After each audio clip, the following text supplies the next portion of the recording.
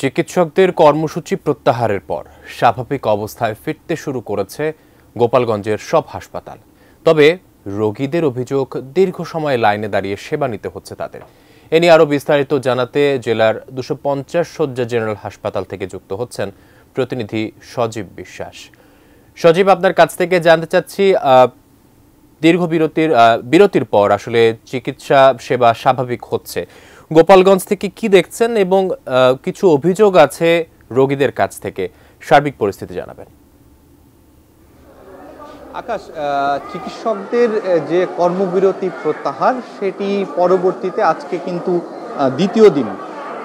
দ্বিতীয় দিন কর্মবিরতির প্রত্যাহারের দ্বিতীয় দিন আজকে, এবং দ্বিতীয় দিনে কিন্তু তারা আজকে বহির্বিভাগ থেকে শুরু করে জরুরি বিভাগ এবং বিভিন্ন ওয়ার্ডে কিন্তু ডাক্তাররা চিকিৎসা সেবা দিচ্ছে। এবং আমরা দেখেছি যে সকাল থেকেই কিন্তু আমরা 250 শয্যা বিশিষ্ট জেনারেল হাসপাতালে আমরা রয়েছি, এবং সেখানে কিন্তু আমরা রোগীদের একটি প্রচুর ভিড় দেখতে পাচ্ছি। এবং রোগীদের একটি অভিযোগ যে দীর্ঘ সময় ধরে তারা লাইনে দাঁড়িয়ে রয়েছেন, এবং অনেকে 2 ঘন্টা 2.5 ঘন্টা লাইনে দাঁড়িয়ে থেকে এর পরবর্তীতে বিরক্ত হয়ে তারা কিন্তু ডাক্তার না দেখাতে পেরে চলে যাচ্ছেন, এমনও রোগী অভিযোগ করছেন। এবং ডাক্তারদের উপস্থিতি যদি একটু বলি, ডাক্তারদের উপস্থিতি অনেকটা ভালোই রয়েছে, কিন্তু যে সকল ডাক্তার রাউন্ডে রয়েছে তারা কিন্তু এখনও বহির্বিভাগে এসে পৌঁছাতে পারেননি, এবং বা তারা এখনও রোগী দেখতে পারেননি।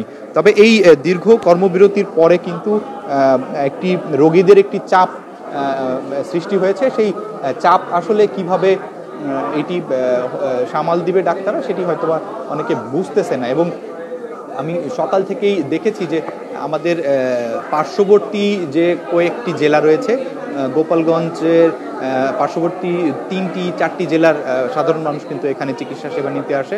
এবং আমাদের 250 শয্যা বিশিষ্ট জেনারেল হাসপাতালের পাশাপাশি শেখ সাহেরা খাতুন মেডিকেল কলেজেও কিন্তু রোগীদের একটি ব্যাপক ভিড় লক্ষ্য করা যায়। এবং এই কর্মবিরতির পরে রোগীদের একটি অভিযোগ যে তারা দীর্ঘ সময় লাইনে দাঁড়াতে হচ্ছে, এবং অনেকে লাইনে দাঁড়িয়ে ডাক্তার না দেখাতে পেরেও ফিরে যাচ্ছে।